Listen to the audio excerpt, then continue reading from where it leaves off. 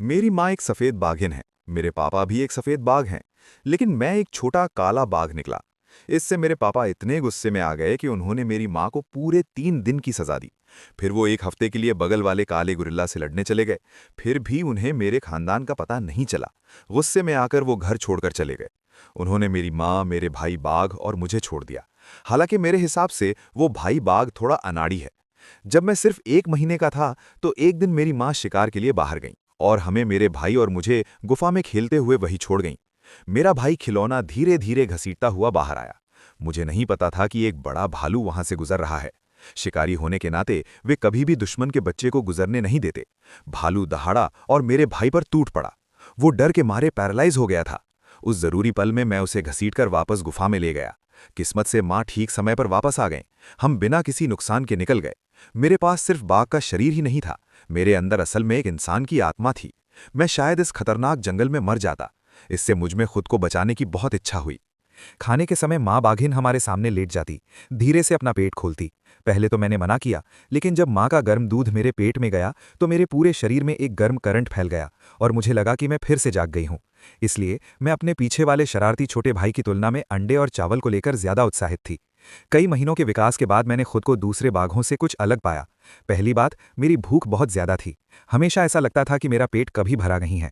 दूसरी बात, मेरा साइज उसी समय पैदा हुए छोटे भाई की तुलना में बहुत तेजी से बढ़ा। मैं 5 महीनों में 40 किलोग्राम तक पहुंच गई, जबकि छोटे भाई का वजन सिर्फ 20 किलोग्राम के आसपास था। इस समय हमें मीट भी दिया जाने लगा। जब मैंने पहली बार जंगली सुअर के मांस की खूनी गंध चखी तो मेरे पेट में और भी ज्यादा गर्म करंट लगा। फिर धीरे धीरे पूरे शरीर में फैल गया। ऐसा लगा कि मांस खाने से मेरी ताकत बढ़ जाएगी।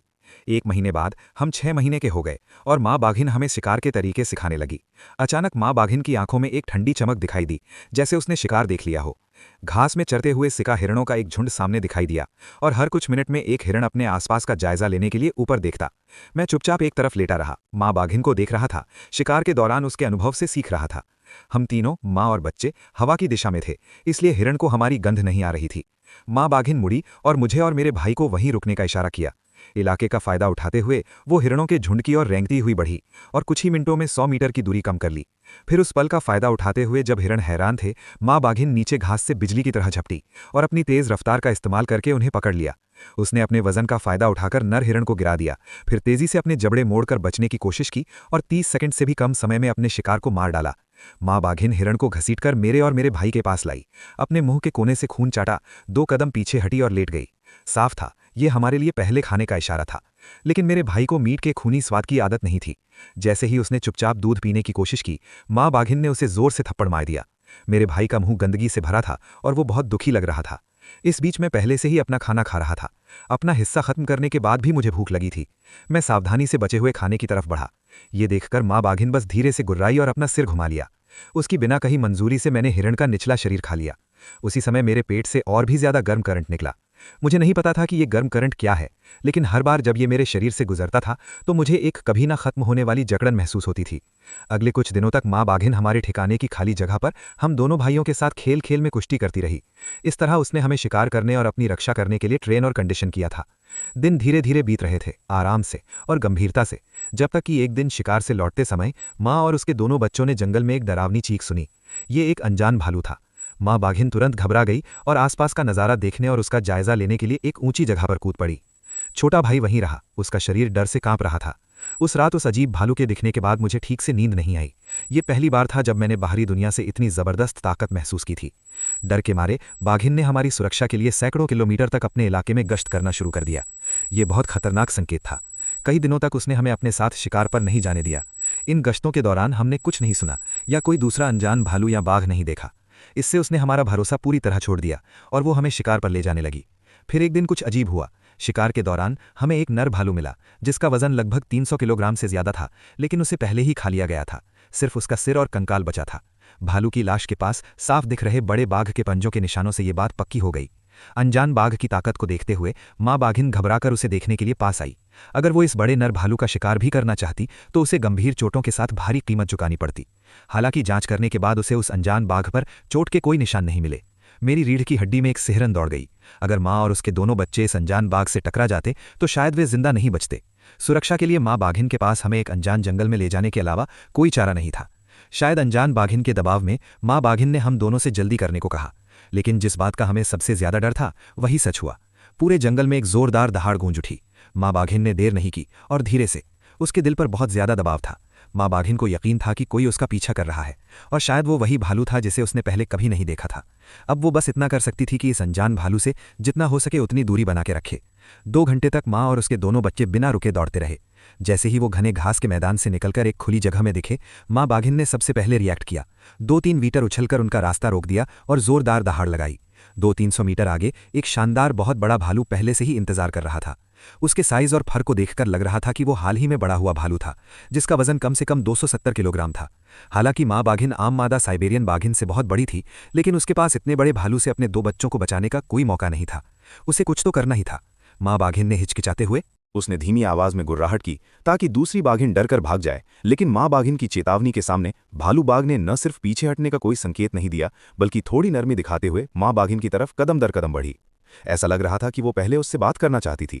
इस टकराव में 2 बड़े बाघिन, एक मादा और एक भालू, एक दूसरे के आमने सामने थे। माहौल तनावपूर्ण था। मैं घास में छिप गया, लगातार हालात पर नजर रख रहा था, सोच रहा था कि इस रुकावट को कैसे तोड़ा जाए। लेकिन अगले ही पल भालू बाघ ने माँ बाघिन पर जोर से हमला कर दिया। माँ बाघिन ने बिना डरे सीधे हमले का सामना किया। लड़ाई बस कुछ ही पल चली, फिर भालू बाघ में मौका पाकर उसे पकड़ लिया।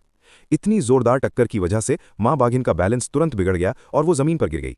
अगर वो जरा भी हिलती तो भालू बाघ के तेज और लंबे दांत तुरंत उसकी गर्दन तोड़ देते। जैसे ही मैं आखिरी बार भागने के लिए खुद को जमीन से ढकने की तैयारी कर रहा था, पास ही लगी घंटी से अचानक एक जोरदार हंसी की आवाज आई। ये दूसरे भालू बाघ की दहाड़ थी, लेकिन माँ बाघिन, हालांकि इस समय वो आवाज बहुत कीमती लग रही थी। जैसे ही आवाज आई, एक बहुत बड़ी साइबेरियन बाघिन दिखाई दी, जो बहुत शान से दिख रही थी।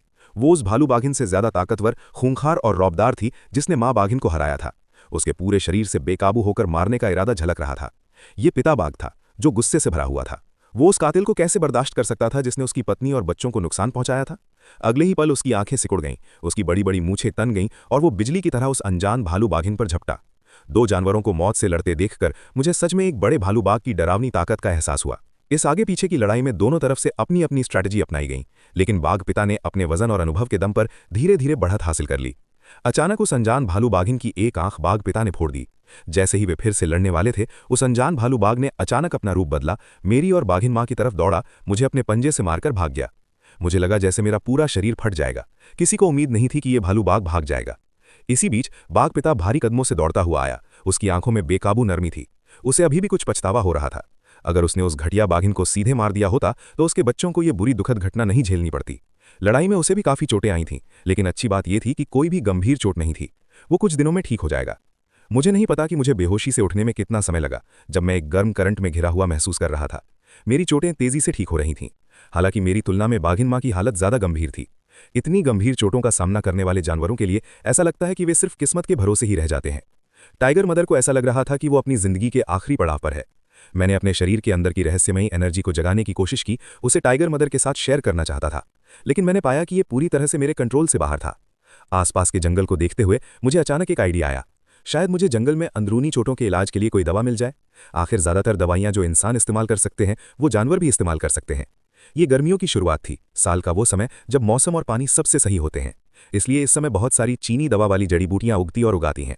अगर मुझे इन जगहों पर हजारों साल पुरानी जंगली पहाड़ी सब्जियां मिल जाती तो ये बहुत अच्छा होता। मुझे कहना होगा कि जिस जंगल में टाइगर डैड थे, वो पेड़ पौधों और जानवरों से काफी भरा पूरा था। जल्द ही हमें 2 छोटी जिनसिंग की जड़ें मिली। जिनसिंग से टाइगर मॉम की चोट का इलाज होने के बाद ये सच में बेहतर हो गई थी। इसलिए टाइगर डैड मुझे और टाइगर ब्रदर को शिकार पर ले जाने लगे। आधे महीने की ट्रेनिंग के बाद न सिर्फ मेरा शरीर ज्यादा मजबूत और तंदुरुस्त हो गया था, बल्कि मेरी स्पीड और सूंघने की शक्ति में भी काफी सुधार हुआ। मैं 30 किलोमीटर के दायरे में सभी खुशबुओं को सूंघ सकता था। आखिरकार मैंने अपनी पहली मार्शल आर्ट ट्रेनिंग शुरू की। अपने पिता के सिखाए अनुभव के बाद मैंने शिकार के लिए सबसे अच्छी जगहें चुनना शुरू किया। गुफा से 10 किलोमीटर दूर मुझे आखिरकार एक थोड़ी ऊंची पहाड़ी मिली। इस जगह से दूर दूर तक नजारा दिखता था, जिससे शिकार की हरकतों को देखना आसान था, और ऊंची घनी घास की वजह से मुझे पहचानना मुश्किल था। मैं घास पर लेट गया। नदी के किनारे छोटे जानवरों की लहरें आ जा रही थीं। आखिर में जब एक दर्जन से ज्यादा जंगली सुअरों का झुंड आया तो मैंने मन बना लिया। जंगली सुअर बहुत ताकतवर होते हैं, और जो बड़े सुअर मुझे डरा सकते थे, उनके अलावा छोटे सुअर तेज होने के बावजूद काबू में किए जा सकते थे। इस झुंड में 3 बड़े सुअर थे। मेरा पहला कदम उन्हें फुसलाकर भगाना था। उस पल का फायदा उठाते हुए जब सुअर आराम कर रहे थे और पानी पी रहे थे, मैं घास से बाहर कूद गया। बड़े सुअरों ने सबसे तेजी से रिएक्ट किया, जबकि छोटे सुअर के बच्चे मेरी दहाड़ से चौंक कर अपने माता पिता से अलग होने करने लगे। मैंने उनके भागने के रास्ते का पहले ही अंदाजा लगा लिया था। घास से बाहर कूदकर मैं तुरंत बिखरे हुए सुअरों पर झपटा। उन्होंने जल्दी से मुड़कर धोखा देने की कोशिश की, लेकिन मुझे पहले से ही उनके भागने का अंदाजा था। जानवरों पर बनी कई डॉक्यूमेंट्री में मैं इतनी आसान चाल से कैसे धोखा खा सकता था। जैसे ही जंगली सुअर मुड़ा, मैंने मौका पकड़ा और मुझ पर झपटने वाले सुअर के बच्चे को काट लिया। मेरे मुंह में खून भर गया। मैंने उस बेबस शिकार को एक तरफ फेंक दिया और दूसरे भागते हुए सुअर के बच्चों का पीछा करता रहा।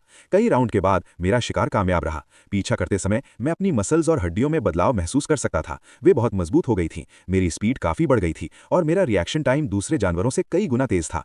ये बदलाव शायद किसी रहस्यमयी अंदरूनी एनर्जी की वजह से हुए थे। अगर मैं लगातार इस एनर्जी का इस्तेमाल कर पाता, इस रहस्यमयी एनर्जी का इस्तेमाल अपने शरीर को मजबूत बनाने के लिए करते हुए, मुझे पता था कि एक बार जब मैं सच में बड़ा हो जाऊंगा तो मेरे पास जो ताकत और स्पीड होगी वो सोच से भी परे होगी। जैसे ही मैं सुअर के बच्चे को वापस ले जा रहा था, अचानक आगे की झाड़ियों से एक अजीब सी खुशबू आई और वे काफी सारी थीं। फिर कई भूरे भेड़िए बाहर निकल आए। अल्फा वुल्फ मुझसे छोटा था, लेकिन वे बहुत सारे थे, जिनमें कुछ छोटे बच्चे भी थे।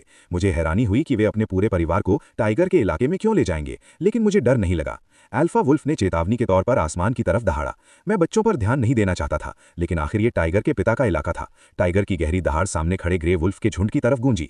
अल्फा वुल्फ ने दहाड़ सुनकर अपने आप थोड़ा डर दिखाया, लेकिन ये देखकर कि मैं अभी भी एक छोटा टाइगर का बच्चा था और मेरे मुंह में शिकार देखकर उसने तुरंत अपना डर छोड़ दिया, अपनी स्कर्ट दिखाई और मुझ पर हमला करने के लिए तैयार दिखा। मुझसे ये बर्दाश्त नहीं हुआ। मैंने दोनों शिकार को जमीन पर रखा, उन्हें एक पंजे से दबाया और फिर नफरत से आगे देखा। ग्रे भेड़ियों की गुस्से भरी निगाहों के नीचे मैंने उन्हें खाना शुरू कर दिया। 2 पिगलेट कुछ भी नहीं थे, मैं उन्हें कुछ ही बार में पूरा निगल सकता था, लेकिन मैं ग्रे भेड़ियों के सामने ही उन्हें थोड़ा थोड़ा करके फाड़ने वाला था। उकसावा साफ दिख रहा था। अल्फा भेड़िया साफ तौर पर गुस्सैल हो रहा था। अगर मैंने कुछ नहीं दिया तो उसके कमांड में दूसरे भेड़िए कुछ और साजिश रचने लग सकते थे।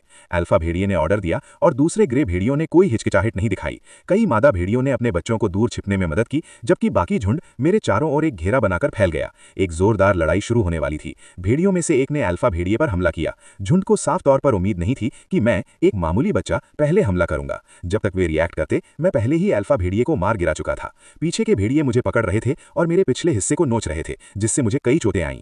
इस ख्याल ने तुरंत मेरे जानवरों वाले मन को जगा दिया। मैंने एक ग्रे भेड़िए को पकड़ा जिसने मुझ पर हमला किया था और उसकी गर्दन पर जोर से काट लिया। एक झटके में मैंने उसकी गर्दन काट दी। मुझे लगा कि मेरे अंदर बहुत ज्यादा ताकत का एक झोंका आया है, जिससे नुकसान और भी ज्यादा हो गया। भेड़िए डर गए थे। इतना खतरनाक बच्चा पहले कभी नहीं देखा था और भाग गए। मैं गुफा में वापस आया, भेड़िए की लाश जमीन पर फेंकी और अपने माता पिता पर दहाड़ते हुए अपनी तकलीफ बताई। ये सुनकर मेरे पिता उछल पड़े। इस इलाके के मालिक होने के नाते वो बर्दाश्त नहीं कर सकते थे। इलाके और बच्चों पर दूसरे शिकारी हमला कर रहे थे और उन्हें परेशान कर रहे थे। जाते हुए बाघ पिता को देखकर मुझे एक गर्मजोशी और लाड़ प्यार जैसा महसूस हुआ। छोटा बाघ समझ नहीं पा रहा था कि वो इतना खास क्यों है, जबकि वे दोनों बचे थे, और उसे गहरी हार का एहसास हुआ। बाघ पिता लगभग 1 घंटे बाद लौटा और कई भेड़ियों के राजाओं की लाशें लेकर आया। अभी के लिए बाघ पिता की मदद से उन्हें खाने और कपड़ों की कोई चिंता नहीं थी, लेकिन ऐसे अच्छे दिन ज्यादा दिन नहीं रहने वाले थे। साइबेरियन बाघ एक अकेला शिकारी है और सबसे ऊपर राजा है। आज भी हमारी मां, जिन्होंने हमें पाला पोसा, बड़े होने पर हमें अपने इलाके से बाहर निकालने में हिचकिचाती नहीं थीं। जैसे जैसे शाम हुई, टाइगर पिता और मां ने आवाज लगानी शुरू कर दी। आगे एक सांप एक स्नो हेयर का शिकार कर रहा था। आमतौर पर सांप और ग्रे वुल्फ टाइगर के इलाके में नहीं होने चाहिए, लेकिन कुछ ही दिनों में एक के बाद एक उनका सामना हो गया था। क्या दूसरे जंगलों में कुछ बदला है? शायद अब मेरे पापा को अपने इलाके में गश्त करने की याद दिलाने का समय आ गया है। गुफा में वापस आकर टाइगर डैड ने मुझे सांप जैसा फर दिखाया जो मैं लाया था, फिर गुस्से से भर गए। उनका पहले वाला सुस्त अंदाज गायब हो गया और उनकी जगह एक रौबदार आभा आ गई। वो बेसब्री से अपने इलाके का सर्वे करने निकल पड़े। मैं एक पल के लिए हिचकिचाया, फिर उनके पीछे चला गया और थोड़ा थका हुआ छोटा टाइगर भाई भी उनके साथ चलने की कोशिश कर रहा था। टाइगर डैड का इलाका बहुत बड़ा था। इसे पूरा सर्वे करने में कम से कम 10 दिन से आधा महीना लग सकता था। टाइगर डैड को जंगल में आराम से टहलते हुए देखकर उनके शांत चेहरे से एक राजा का असली रूप पता चल रहा था। टाइगर डैड ने एक बड़े पेड़ के तने पर पेशाब से अपने इलाके को मार्क किया और साथ ही घुसपैठियों को चेतावनी दी कि ये जगह उनकी है। वो दोपहर तक अपने इलाके के किनारे किनारे चलते रहे और टाइगर डैड भी थकने लगे थे। जैसे ही उन्हें लेटने और आराम करने के लिए एक छायादार जगह मिली, अचानक सामने से एक जोरदार दहाड़ आई। टाइगर डैड ने ध्यान से सामने देखा। ऐसा लगा जैसे उन्हें कुछ महसूस हो रहा हो। खड़े होकर चित्तीदार फर वाला एक मीडियम साइज का तेंदुआ उनके बगल में दिखाई दिया और 6 टाइगर उस तेंदुए को घूर रहे थे। उनके सामने वाला तेंदुआ साफ तौर पर घबराया हुआ था। उसने मुड़कर एक छोटी डरावनी दहाड़ मारी। माहौल बहुत टेंशन वाला था। तेंदुए आमतौर पर मिलनसार जानवर होते हैं और जल्द ही 5 और हमारे सामने आ गए। उन्हें लगा कि उनकी संख्या बाघ पिता को डराने के लिए काफी है, लेकिन उन्होंने साफ तौर पर उसके अपने इलाके की रक्षा करने के पक्के इरादे को कम आंका। उन्होंने एक बड़ी गलती भी की। कभी भी बच्चों वाले पिता को उकसाने की कोशिश ना करें, भले ही अपने बच्चों के सामने अपनी इमेज बनाए रखने के लिए। बाघ पिता भी पीछे नहीं हटा, दहाड़ते हुए अपने सामने वाले 5 तेंदुओं की ओर झपटा। बाघ पिता ने तुरंत हमला नहीं किया क्योंकि मैं और मेरा भाई उसकी कमजोरी थे, और ऐसा लग रहा था कि तेंदुओं ने भी उसके इरादे जान लिए थे। उनका पहले से थोड़ा कमजोर जोश और बढ़ गया, और मुझे आखिरकार समझ आया कि अकेले पैदा हुए सांड की तरह निडर होने का क्या मतलब है। बाघ पिता के हमला करने में हिचकिचाहट की वजह से तेंदुओं को गलती से ये लगने लगा कि बाघ उतने ताकतवर नहीं होते जितना उनके माता पिता ने बताया था। मैं स्थिति को साफ साफ समझ गया था। टाइगर पिता आसानी से 5 तेंदुओं को संभाल सकते थे, और उनकी हिचकिचाहट उनके अपने गुस्से के डर से थी। मैंने तुरंत गुस्से में दहाड़ा और अपने छोटे भाई को अपने पास छिपा लिया। इस अचानक बदलाव से हमारे सामने खड़े 5 तेंदुआ चौंक गए। उन्हें उम्मीद नहीं थी कि ये नासमझ बच्चा मेरी इस तरह नकल करेगा। टाइगर पिता मेरा इरादा समझ गए। अगले ही पल वो हवा की तरह 5 तेंदुओं पर झपटे और बिना किसी हिचकिचाहट के सबसे पास वाले को नोच डाला। लड़ाई का दबाव मुझ पर भी साफ दिख रहा था, जो खुद एक टाइगर था, और 5 तेंदुए पकड़े जाने के बाद डर गए थे। एक ही बार में टाइगर पिता ने तेजी से एक तेंदुए को भगा दिया और दूसरे की पीठ पर काट लिया। ये देखकर दूसरे तेंदुए रुकने की हिम्मत नहीं जुटा पाए, दहाड़ते हुए घबराकर भाग गए। टाइगर पिता हिचकिचाए, उनका आगे पीछा नहीं किया। टाइगर पिता ने पहले मेरे फर को सहलाया, फिर मुड़कर अपने छोटे भाई का माथा चाटा। ये साफ था कि वो मेरे बर्ताव से बहुत खुश थे। आखिर जैसा बाप वैसा बेटा। मेरी बहादुरी पर उन्हें बहुत गर्व हुआ था। फिर मैंने देखा कि टाइगर पिता तेंदुए की लाश लेकर इलाके के किनारे की तरफ बेतहाशा दौड़ रहे हैं और अपने फर से उस पर निशान बना रहे हैं, किसी भी घुसपैठिए के लिए एक मजबूत रोक। 1 दर्जन मिनट बाद टाइगर पिता घोड़े की चाल से लौटे। उनके साथ कई बाघ थे जिनकी गर्दनें कटी हुई थी। अब लूट का मजा लेने का समय था। टाइगर पिता ने खाने के लिए एक मोटा ऊंट चुना, जबकि मैंने और मेरे छोटे भाई ने खाने के लिए एक छोटा ऊंट चुना। डूबते सूरज की रोशनी में पिता और उनके 2 बेटों की परछाई फैली हुई थी, जो एक ताकतवर और जवान साइबेरियन टाइगर परिवार के आने का इशारा कर रही थी। आज 5 जवान तेंदुओं से हुई मुलाकात ने मुझे जंगल का कुदरती नियम और भी समझा दिया। ताकतवर राज करते हैं और कमजोर ताकतवर का शिकार होते हैं। मैं अब बेफिक्र जिंदगी जी सकता हूं। ये सब टाइगर डैड की सुरक्षा की वजह से है। लेकिन एक दिन मुझे उन्हें छोड़कर अकेले रहना होगा, इसलिए मुझे जल्द से जल्द अपनी ताकत बढ़ानी होगी। एक और रात बीत गई और टाइगर डैड हम भाइयों को इलाके में लगातार गश्त पर ले गए। जिन बॉर्डर लाइनों से हम गुजरे वो ज्यादा खराब नहीं थी, फिर भी मैंने इलाके के किनारे पर कब्जे के लगभग 20 निशान गिने। इस संख्या ने मुझे परेशान कर दिया। जरूर किसी पड़ोसी इलाके में कुछ हुआ था, जिससे उस इलाके में रहने वाले ये जीव कहीं और चले गए थे। आगे टाइगर डैड की मांद की दिशा थी। कई दिनों तक दूर रहने के बाद मुझे घर की याद आ रही थी, जैसे कोई दूर से लौटा हुआ भटकता हुआ। मांद में वापस आकर टाइगर डैड ने रास्ते में शिकार किया हुआ हिरन बाघिन के पास ले गए, फिर सद्भावना के तौर पर जमीन पर कुछ कपड़े बिछा दिए। मैं समझ गया कि टाइगर डैड ने अपने इलाके की सुरक्षा पक्की कर ली है। टाइगर मदर भी हमें हमारे असली घर की तरफ वापस ले जाने वाली थी, लेकिन टाइगर पिता के बिना मेरे भाई और मुझे खिलाने के लिए सिर्फ टाइगर मदर के शिकार पर निर्भर रहना शायद एक प्रॉब्लम होती। यहाँ तक कि सिर्फ खाने के लिए भी एक दिक्कत होती। अब समय आ गया था कि मैं खुद ही अपनी शिकार करने की स्किल्स को बेहतर बनाऊं। पिछली जिंदगी में मछली पकड़ने का शौकीन होने के नाते मैं चारा डालने की अहमियत जानता था। ये इलाका ज्यादातर जंगली सूअरों से भरा हुआ था, और इन मांसल बहुत सारे और कम समझदार जीवों से निपटने का सबसे आसान और असरदार तरीका चारा डालना था। मैंने लगभग 20 या 30 पाउंड जड़ वाली सब्जियां खोदी और उन्हें शिकार की जगह पर ढेर कर दिया। फिर झाड़ियों में लेट गया, चुपचाप जंगली सूअरों के आने का इंतजार करने लगा। पिछली जिंदगी में एक इंसान, इस जिंदगी में एक टाइगर, इंटेलिजेंस की ताकत का इस्तेमाल करना जानना, यही एक खतरनाक साइबेरियन टाइगर बनाता है। जल्द ही जंगली सूअरों का एक झुंड अपने लीडर के साथ सावधानी से चारे के पास पहुंचा। सूअरों ने बिना झिझक के लालच से खाना खा लिया। एक टारगेट पहचानने के बाद मैं तेजी से सूअर की तरफ बढ़ा, और जब मैं काफी पास पहुंच गया तो अचानक मैंने अपना घात लगा रखा था वहां से छलांग लगा दी।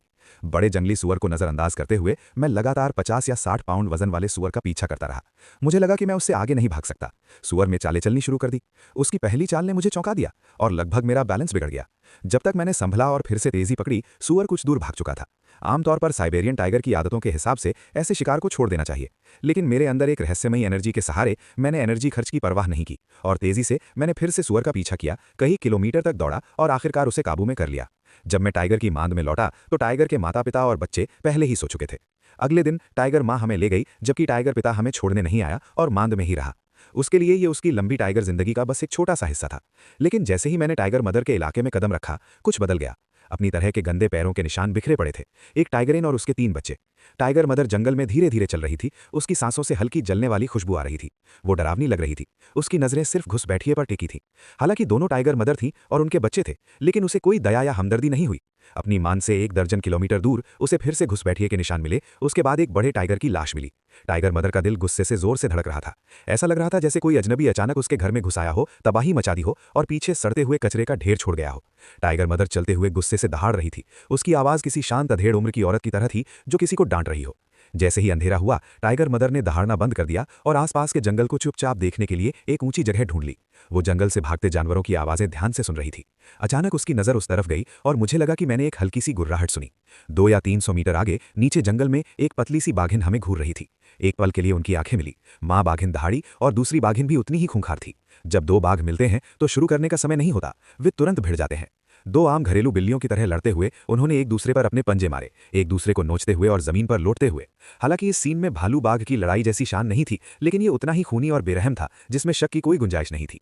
माँ बाघिन और घुसपैठिए वाली बाघिन दोनों को चोटें आईं और घुसपैठिए साफ तौर पर नुकसान में था। आखिर माँ बाघिन की तुलना में घुसपैठिए काफी बड़ा था। अपनी पूरी कोशिश के बाद भी वो हार नहीं टाल सकी। बाघिन ने घुसपैठिए को एक पंजे से जमीन पर गिरा दिया और जोर से काट लिया। अपनी मां को गिरता देख उसके पीछे छिपे 3 बच्चे खुद को रोक नहीं पाए और अपनी मां के पास दौड़ पड़े। वे बच्चों जैसी दहाड़े मारने लगे, अपनी मां को डराने के लिए खूंखार दिखने की पूरी कोशिश कर रहे थे। शायद अपने बच्चों की हरकतों से हैरान होकर बाघिन जो आगे थी ने अपना हमला जारी नहीं रखा।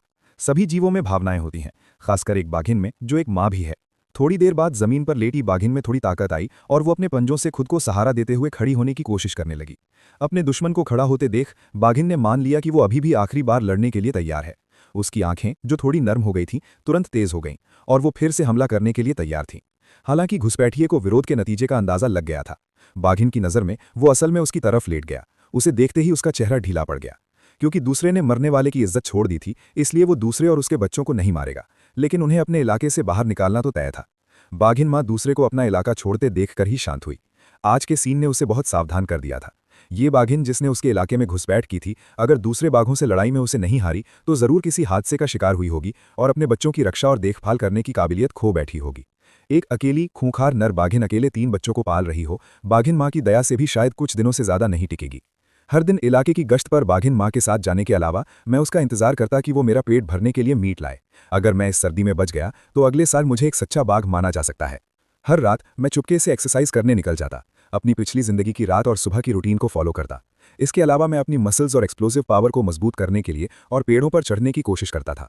रास्ते में हम अक्सर जंगल में कुछ खाते थे और हाँ, मैं अक्सर अपने छोटे भाई को भी अपने वर्कआउट के लिए साथ ले जाता था। तभी एक मजबूत बाघ का आकार धीरे धीरे माँ बाघिन के इलाके के किनारे से आया। वो पिता बाघ था। वो माँ बाघिन से मिलने के लिए अपने इलाके का किनारा पार करके आया था। जैसे ही पिता बाघ ने प्यार से मुझे छुआ, मैं उसकी छाती और पेट पर एक निशान देखकर हैरान रह गया, जो शायद किसी दूसरे नर बाघ का छोड़ा हुआ था। पिता बाघ ने बाद में बताया कि एक पड़ोसी बाघ डिझू को एक दूसरे बड़े नर साइबेरियन बाघ ने मार डाला था, जिसने उसके इलाके पर कब्जा कर लिया था, जिससे इतने सारे जीवों के पहले घबराकर भागने की वजह समझ में आती है। मुझे शक है कि माँ बाघिन के इलाके में घुसने के बाद शायद वहां खाना ढूंढ रही होगी, क्योंकि उसने अपना नर बाघिन और इलाका खो दिया था। पिता बाघ पहले ही नए आए साइबेरियन बाघ से लड़ चुका था और अब जैसे ही उसकी चोटें ठीक हुईं, वो दौड़ कर आया। उसे साफ तौर पर चिंता थी कि नर बाघ मुसीबत मोल लेने आएगा। आखिर माँ बाघिन कितनी भी ताकतवर क्यों ना हो, वो नर साइबेरियन बाघ का मुकाबला नहीं कर सकती थी। पिता बाघ हमें माँ बाघिन के इलाके में गश्त पर ले गया। उसे कई हिदायतें दी, जैसे कि अगर वो दूर हो और नया साइबेरियन बाघ उन्हें दिखे तो तुरंत भाग जाना। माँ बाघिन के इलाके के किनारे पहुंचकर पिता बाघ किनारे पर चला, लेकिन वो खतरनाक दुश्मन कहीं नहीं दिखा। हालांकि एक ढलान पार करने के बाद हमें जल्द ही एक लगभग सड़े हुए साइबेरियन बाघिन के बच्चे की लाश मिली। ऐसा लग रहा था कि ये उन बच्चों में से एक था जो पहले माँ बाघिन के इलाके में घुस आया था। एक ताकतवर साइबेरियन बाघिन के भी कमजोरी और लाचारी के पल आते हैं। एक बच्चे की मौत के बाद मादा साइबेरियन बाघिन और उसके बाकी बच्चे शायद बहुत बड़े खतरे में थे। पिता बाघ ने बदबू सहते हुए बच्चे की लाश से ज्यादा दूर नहीं देखा। अगले ही पल उसके सामने 2 किलोमीटर दूर जंगल में उतनी ही जोरदार आवाज गूंजी। वे एक दूसरे को घूरने लगे और पिता बाघ ने तुरंत चेतावनी भरी हंसी निकाली। नर बाघ के चेहरे पर माथे से नाक तक एक लंबा निशान था। पिता बाघ उसी परिवार से लग रहा था जिसने पहले इस नर बाघ से लड़ाई की थी, न जीत पाया न हारा। सामने वाले टेरिटोरियल बाघ ने अपने परिवार की तरफ देखा, फिर मुड़कर जंगल में गायब हो गया, न इंसान न बाघ वाला रवैया दिखाते हुए। इलाके के किनारे पर पेट्रोलिंग करने के बाद वापस आते समय माहौल थोड़ा भारी था, शायद पड़ोसी टेरिटोरियल बाघ के दबाव के कारण। पिता बाघ सोचने लगा, उस इलाके का असली टेरिटोरियल बाघ एक बूढ़ा साइबेरियन बाघ था जो उससे टकराने की उम्मीद नहीं करता था, एक जवान साइबेरियन बाघ। लेकिन अब जबकि इलाके का नया मालिक था तो माँ बाघ पर दबाव शायद और भी ज्यादा होगा। पिता बाघ को भी इससे बेहतर तरीका नहीं सूझा। आखिर चूंकि बाघ सीधे उनके इलाके में परेशानी खड़ी करने के लिए नहीं आया था, इसलिए हमला करने का कोई कारण नहीं था। हालांकि जैसे ही हम बाघ की मांद के पास पहुंच रहे थे, मुझे दूर घास पर कदमों की आवाज साफ सुनाई दी। मैंने आगे माता पिता बाघ की तरफ देखा। ऐसा लगा कि उन्होंने कुछ नहीं सुना है। मेरे दिमाग में तुरंत एक आइडिया आया। मुझे लगा कि मैं हाल ही में मुझे लगा कि मैं बहुत मजबूत हो गया हूं। मैं जाकर इसे वेरीफाई कर सकता हूं और अपने छोटे टाइगर भाई को भी साथ ला सकता हूं, क्योंकि हम लगभग मांद के पास थे और कोई खतरा नहीं था। बहुत हल्की आवाज का पीछा करते हुए मैं अपने छोटे टाइगर भाई को और पास ले गया। जब हम काफी पास आ गए तो मैंने अपने पैरों से धक्का दिया और उस घास पर झपटा जहां से आवाज आ रही थी। मुझे लगा कि मैंने अपने नीचे एक रोएदार शिकार पकड़ लिया है और वो काफी बड़ा था। नीचे देखने पर मैं अपना शिकार देखकर हैरान रह गया। एक छोटा हड्डियों वाला बाघ का बच्चा, वही जो कुछ दिन पहले अपनी माँ के साथ हमारे इलाके में भटक गया था। मुझे नहीं पता था कि वो हमारे इलाके में वापस कैसे आ गया, लेकिन छोटे बाघ ने इस पर ज्यादा ध्यान नहीं दिया। उसके लिए ये बच्चा एक घुसपैठिया था और वो अपनी माँ की नकल करना चाहता था। बच्चे के फल के डंठल को काट रहा था। मैंने उसे तुरंत रोका। मेरे दिमाग में अचानक एक अजीब सा आइडिया आया। मैं छोटे बाघ को तब तक ले गया जब तक हम बच्चे की नजरों से ओझल नहीं हो गए। कई सौ मीटर पीछे चट्टानों से बनी एक गुफा में एक और सफेद बाघ का बच्चा लेटा था और उसके बगल में उसकी मरी हुई मां लेटी थी। 2 हफ्ते से भी कम समय में कभी जानवरों के राजा रहे बाघ के बच्चे इस हालत में आ गए थे। आसपास के जंगल को देखते हुए मैंने एक बड़ा फैसला किया। मैं इन 2 घुसपैठिए बच्चों को स्पॉन्सर करूंगा। आखिर भले ही मेरे पास टाइगर का शरीर है, मेरी आत्मा तो आखिर में इंसान ही है। टाइगर मॉम के पकड़े जाने के बाद वे बचेंगे या मारे जाएंगे, ये किस्मत पर निर्भर है। टाइगर ब्रदर मेरी हरकतों से डर गया था। उसे समझ नहीं आ रहा था कि क्या करे, अपने माता पिता को घुसपैठियों के बारे में बताए या नहीं। हालांकि टाइगर स्कूल लौटने के बाद टाइगर ब्रदर ने अपने माता पिता से बात नहीं की। इसके बजाय उसने एक कोना ढूंढा और अकेले में उदास हो गया। उसे समझ नहीं आ रहा था कि उसके बड़े भाई ने घुसपैठियों की मदद क्यों की। टाइगर डैड सुबह होते ही वापस जाने के लिए तैयार हो गए। आखिर उनका अपना इलाका था और उन्हें डर था कि अगर वे ज्यादा देर बाहर रहे तो कुछ हो सकता है। अगले कुछ दिनों में मैंने लगातार प्रैक्टिस की और धीरे धीरे मैं अपने अंदर की रहस्यमयी एनर्जी के साथ मिलकर कुछ बड़े जीवों का अकेले ही सफलतापूर्वक शिकार करने में भी कामयाब हो गया। इसके अलावा मैं अक्सर कुछ जंगली पहाड़ी सब्जियां खाता था और मेरा शरीर मजबूत होने लगा। मुझे लगा कि शिकार और जिंदा रहने के मामले में मुझे अभी भी बहुत कुछ सीखना है।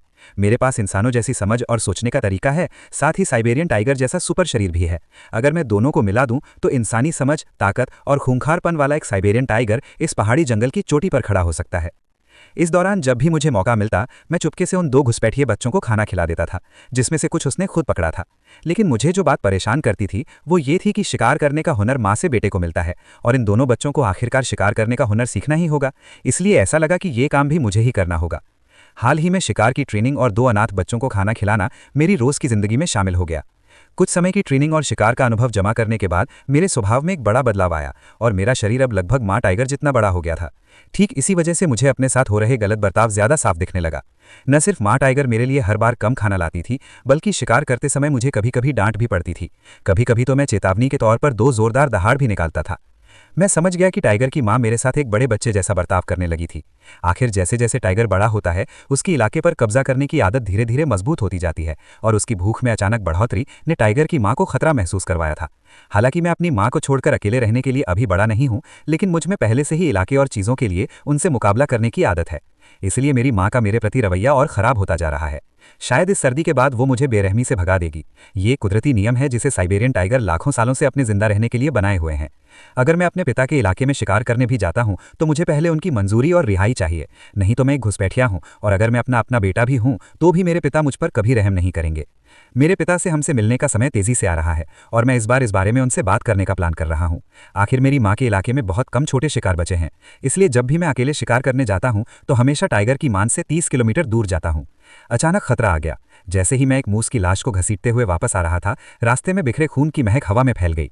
एक बड़ा काला भालू जिसकी महक से खिंचा चला आया मेरे पीछे भागा और इत्तेफाक से ये वही था जिसे मेरे पापा ने पीटा था। ये ऐसी चीज नहीं है जिससे मैं अभी पंगा ले सकता, लेकिन जिस खाने को मैंने घंटों तक ढूंढा था उसे देखकर मैं सच में उसे इतनी आसानी से नहीं छोड़ सकता था। जैसे ही काला भालू पास आया, मैंने जल्दी से अपना शिकार छोड़ दिया और जिस तरफ से भालू आ रहा था उस तरफ दहाड़ा। शायद वो मेरी बाघ जैसी दहाड़ से डर गया था और मेरे साइज के साथ जो एक बड़े बाघ के करीब है, काला भालू सच में वहीं रुक गया। लेकिन मैंने एक बहुत बड़ी गलती की। मैंने बिना किसी हिचकिचाहट के काले भालू को अपने पीछे आने दिया। उसे डराने की कोशिश करते हुए मैं अपने शिकार को मुंह में दबाए चलता रहा। इससे भालू की जिज्ञासा बढ़ गई। आखिर साइबेरियन टाइगर काले भालू से बहुत कम डरते हैं, खासकर जब वे अपने इलाके में शिकार करते हैं। ये देखकर भालू ने अंदाजा लगाया कि उसके सामने वाला साइबेरियन टाइगर थोड़ा डरा हुआ था, शायद एक जवान आदमी। इतने बड़े शिकार का सामना करते हुए भालू आखिरकार उसके पास आ गया। मैंने पीछे मुड़कर देखा और ठिठक गया। किसी वजह से भालू, जो कुछ देर पहले डरा हुआ था, खड़ा हो गया और मुझ पर चिल्लाया, एक साफ उकसावा। मैंने अपने शिकार को छोड़ दिया और बिना किसी हिचकिचाहट के वापस दहाड़ा, एक ऐसा इशारा जिसने प्लाजा के भविष्य को खतरे में डाल दिया। लेकिन इससे भालू का शक और पक्का हो गया कि मैं एक जवान, कम अनुभवी साइबेरियन टाइगर हूं। उसके लिए ये एक सुनहरा मौका था और मैं निडर था। जैसे ही मैंने काले भालू पर झपट्टा मारा, मेरी मांसपेशियों ने तुरंत जबरदस्त ताकत दिखाई। हालांकि मैं उसका पेट काटने में कामयाब रहा, लेकिन मैंने उसके पंजे से भी वार किया। मुझे चोट नहीं लगी, लेकिन दर्द ने भालू की नसों को और उत्तेजित कर दिया, जिससे उसकी लड़ने की आदत खुल गई। मैं लगातार बचता रहा, अपने फायदों का इस्तेमाल करके जितना हो सके उतना नुकसान पहुंचाने की कोशिश करता रहा। लेकिन इस काले जीव का डिफेंस बहुत ज्यादा था। अपनी चोटों को नजरअंदाज करते हुए मैंने भालू पर वार करना शुरू कर दिया। मेरे अंदर की रहस्यमयी एनर्जी मेरे अंदर उमड़ रही थी, हर हमले के साथ और मजबूत होती जा रही थी। भालू थोड़ा परेशान होकर थोड़ी देर के लिए अलग होने पर मुझे अपने पैर से मारने में भी कामयाब रहा। पहली बार मैं सिर्फ अपनी ताकत से जीता, और वो भी एक बड़े काले भालू के खिलाफ। ये कामयाबी नॉर्थ ईस्ट चीन के मेरी उम्र के किसी भी दूसरे भालू को सभी के लिए जलन का कारण बनाने के लिए काफी थी। मुझे अपने शिकार को एक समतल जगह पर खींचने में 2 घंटे से ज्यादा लगे। खाना फिर से भरने के बाद मुझे लगा कि मेरी एनर्जी का लेवल काफी बढ़ गया है। बचा हुआ खाना लेकर मैं 2 अकेले बाघ के बच्चों की तरफ बढ़ा। जब से माँ बाघिन मुझसे दूर होने लगी है, मैं 2 अनाथ बाघ के बच्चों को खिलाने में ज्यादा ध्यान देने लगा हूँ। 1-2 महीने बाद उन्होंने मेरे और मेरे छोटे भाई के लिए अपनी शुरुआती दुश्मनी खत्म कर दी। आखिर साइबेरियन बाघ समझदार जानवर होते हैं। अगर मैं इन दोनों बच्चों को काबू में कर लूं और उन्हें वफादार साथी बनने की ट्रेनिंग दे सकूं, तो भविष्य में मैं साइबेरियन बाघों के इतिहास की सबसे मजबूत शाही टीम बना सकता हूं। 4 बड़े साइबेरियन बाघों का सामना करते हुए सबसे मजबूत बाघिन को भी पहाड़ों में छिपना पड़ता। अपना खाना घसीटते हुए मैं उस गुफा में पहुंचा जहां दोनों बच्चे छुपे हुए थे। इस बार मैंने खाना नीचे रख दिया, लेकिन तुरंत नहीं गया। मैंने बच्चों को परखने का प्लान बनाया था। अगर वे दुश्मनी करते रहे तो शायद मैं उन्हें नहीं रखूंगा। मैंने जानबूझकर अपनी चोटों का फायदा उठाकर बस इसी पल के लिए मजाक किया। अगर दोनों बच्चे हमला भी करते तो मैं उनसे आसानी से निपट सकता था। जब दोनों बाघिन के बच्चों ने गुफा के दरवाजे पर खाना और पास में मेरा घायल शरीर देखा, तो वे तुरंत खाना छोड़कर मेरी ओर दौड़े और घबराकर गुर्राने लगे। अनाथ बच्चों में से एक मेरे जख्म चाट रहा था। 2 छोटे बच्चों की हरकतों को महसूस करके मुझे पता था कि मैं 2 एहसान फरामोश बाघों को खाना नहीं खिला रहा हूं। फिर मैंने अपनी पूरी ताकत लगाकर उन 2 अनाथ बच्चों को खाने की तरफ धकेलने का नाटक किया। 2 सीधे साधे और प्यारे बच्चों ने, जिन्होंने कभी दुनिया की मुश्किलें नहीं देखी थीं, देखा कि मैं अपनी गंभीर चोटों के बावजूद उनके बारे में सोच रहा था। उन्होंने तुरंत अपना सिर नीचे किया और मेरे फर में छिप गए, बहुत प्यार दिखाते हुए। उनका प्यार और भरोसा जीतकर और उनके बड़े होने तक उन्हें खिलाने का वादा करके मैं एक दिन नॉर्थ ईस्ट बना सकता था। सबसे ताकतवर बाघ बच्चों का आइडिया एक पॉसिबिलिटी बन गया। आखिरकार मैंने उन्हें बार बार खाने की तरफ धकेला, इससे पहले कि दोनों छोटे बच्चे अपने शिकार को नोच नोच कर खाने लगे। दोनों बच्चों को आसानी से पहचानने के लिए मैंने उनका नाम टाइगर बिग और टाइगर 2 रखा। अब मौत से लड़ते हुए भी मैं सिर्फ काले भालू को घायल कर सकता था। मैं उसे एक बड़े साइबेरियन बाघ की तरह नहीं मार सकता था। इसका मतलब था कि बड़े शिकारियों के अलावा मैं न्यूट्रल शिकारियों जैसे तेंदुए से भी सीधे सामना कर सकता था। तभी टाइगर 2 अपने मुंह में मांस का एक टुकड़ा लेकर दौड़ा। टाइगर बिग और टाइगर 2 की नज़र टाइगर 2 की तरफ हालांकि बिल्कुल दुश्मनी वाली नहीं थी, लेकिन खास प्यार वाली भी नहीं थी। मैंने तुरंत बच्चों को जाने देने का फैसला किया। चलो इन्हें एक साथ ट्रेन करते हैं और भविष्य में होने वाले झगड़ों को रोकने के लिए टीम स्पिरिट भी बनाते हैं। मैंने तीनों छोटे बच्चों को पहाड़ों में एक सुनसान घाटी में बुलाया और उनका पहला फॉर्मल ट्रेनिंग सेशन शुरू किया, जो रात होने तक चला जब तक वे रोते हुए गिर नहीं गए। हालांकि मैंने इस दौरान टाइगर माँ के द्वारा दिया हुआ खाना खाना बंद कर दिया था, फिर भी मैं हर कुछ दिनों में टाइगर की मांद में जाकर उसकी हरकतों पर नजर रखता था, कहीं उसे दोनों टाइगर के छिपने की जगह का पता न चल जाए। साथ ही मैं टाइगर माँ के शिकार पर जाने पर उसके अनुभव से सीखने के लिए उसका पीछा भी करता था। जैसे जैसे मौसम धीरे धीरे ठंडा होता गया, शिकार किए जा सकने वाले जानवर कम होते गए। एक समय ऐसा भी था जब टाइगर माँ और मेरी दोनों की नज़र एक ही शिकार पर थी। आखिर में मैंने हार मान ली, आखिर टाइगर माँ ही इस इलाके की रानी थी। सोचने के बाद मैंने शिकार करने के लिए टाइगर पिता के इलाके में घुसने का रिस्क लेने का फैसला किया। जाने से पहले मैंने छोटे टाइगर को बताया, हमें 2 टाइगर भाइयों टाइगर बिग और टाइगर 2 को बचाना होगा, नहीं तो साइबेरियन टाइगर की रेपुटेशन को देखते हुए अगर उनकी मां को उनके होने का पता चल जाता तो वो बिना किसी हिचकिचाहट के उन्हें जरूर मार देती। आधे महीने तक इधर उधर भागने के बाद हम आखिरकार टाइगर डैड के इलाके में पहुंच गए। जैसा कि मुझे शक था, टाइगर डैड के इलाके में बहुत सारे रिसोर्स थे। जंगली सुअर और यहाँ तक कि हिरण जैसे कुछ शाकाहारी जानवर भी अक्सर देखे जाते थे। 2 घंटे से ज्यादा समय बिताने के बाद हमने आखिरकार जंगली सुअरों के एक झुंड पर घात लगाकर हमला किया, बिना किसी खास स्किल के। ये बस ताकत का एक झोंका था। अब मेरी जबरदस्त ताकत किसी भी जंगली सुअर को पूरी तरह से कुचल सकती थी। मैंने 2 सुअरों में से एक को खा लिया और दूसरे को जानबूझकर टाइगर डैडी के लिए एक तोहफे के तौर पर छोड़ दिया, उनके इलाके में बिना इजाजत घुसने का तोहफा। जैसे ही अंधेरा हुआ, मैं उस जंगल में घुस गया जहां टाइगर डैडी की गुफा थी। पास पहुंचने से पहले ही मुझे आसपास की झाड़ियों में कुछ अजीब सा महसूस हुआ। वहां बहुत शांति थी। मैंने आगे घाटी की ओर जोर से टाइगर की दहाड़ लगाई।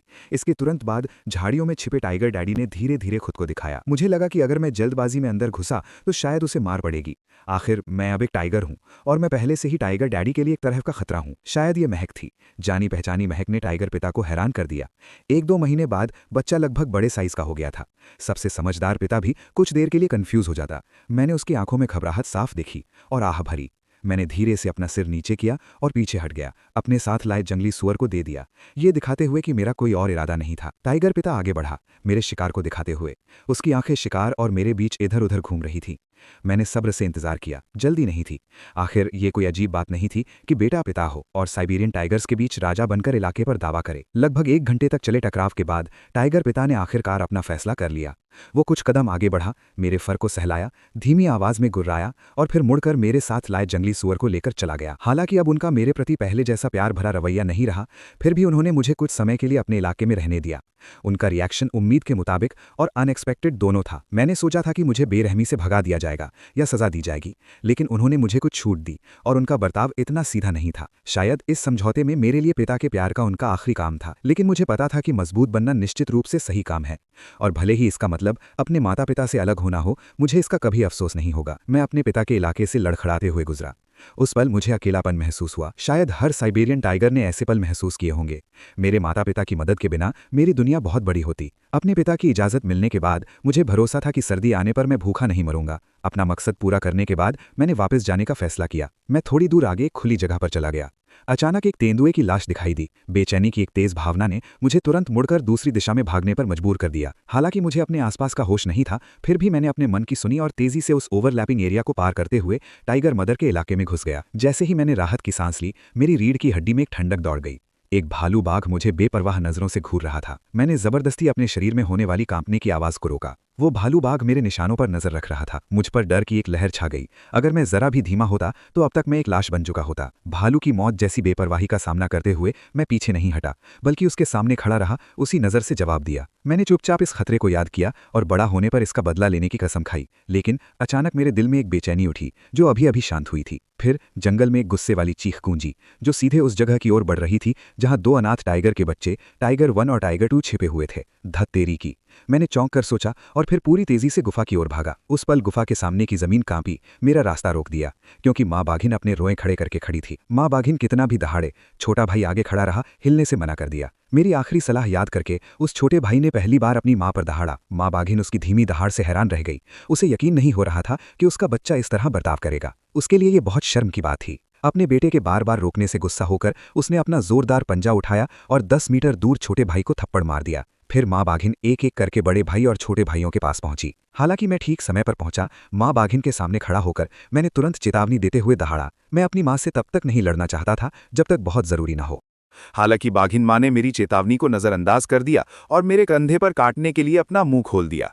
बाघिन माँ के हमले का सामना करते हुए मैंने विरोध नहीं किया। शायद खून की गंध से उत्तेजित होकर बाघिन माँ का शुरू का गुस्से वाला भाव धीरे धीरे नरम पड़ गया।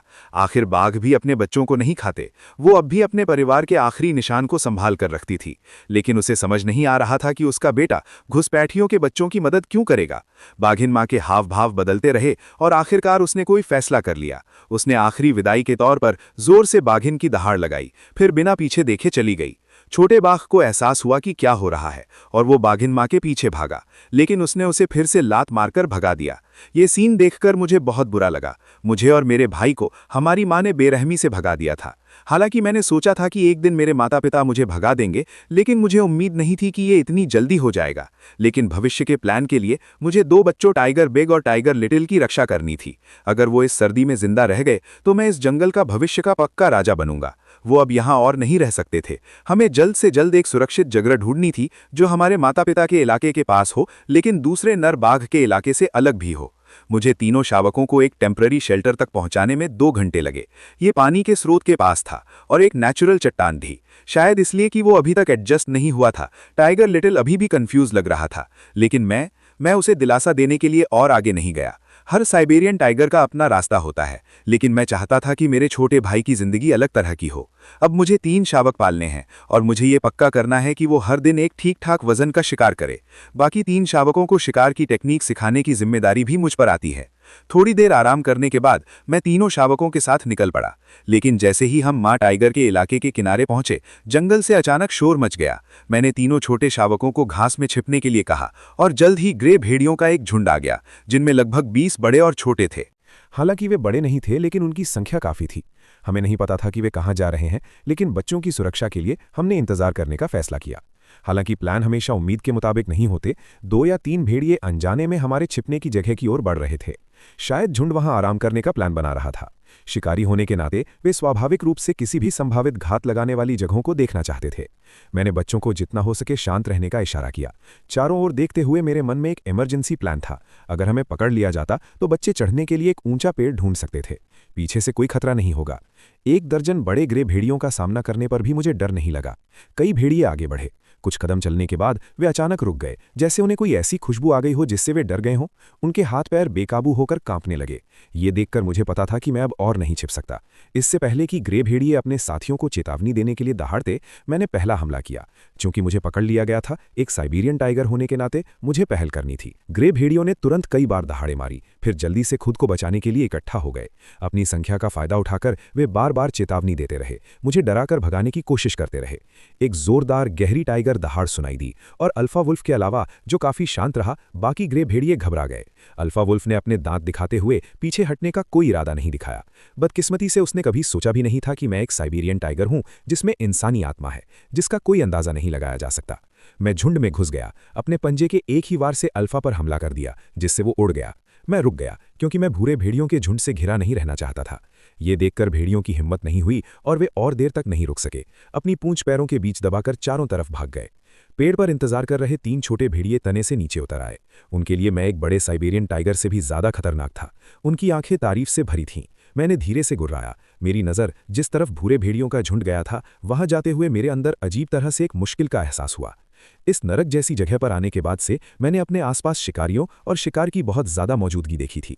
मैंने पहल करने का फैसला किया। अपने माता पिता की नकल करते हुए इस छोटे से इलाके में गश्त की और उन छोटे और मीडियम साइज के शिकारियों को भगाया जो खाने के लिए मुझसे मुकाबला कर रहे थे। मैं अपनी गुफा में वापस आया, थोड़ी देर के लिए लेट गया और अपनी एनर्जी फिर से भर ली। इस इलाके को देखते हुए, जो अभी मेरा नहीं था, मेरे अंदर अभी भी कुछ करने की चाहत की लहर उठ रही थी। इस पल से मैं मरे हुए आदमी के तौर पर अपने आगे के रास्ते की नींव रखना शुरू करूंगा, जिसकी शुरुआत अपने छोटे से परिवार से होगी। अपने साथियों के साथ मैंने ऑफिशियली अपनी पेट्रोलिंग शुरू कर दी। हालांकि मेरा डर एक बड़े साइबेरियन टाइगर जितना नहीं था, आज मैंने उन हेडहंटर्स को भगाने और अपनी टाइगर जैसी ताकत दिखाने का पक्का इरादा कर लिया था। ऐसा करने से मेरे मम्मी पापा नाराज हो सकते हैं, लेकिन मुझे ज्यादा परवाह नहीं थी।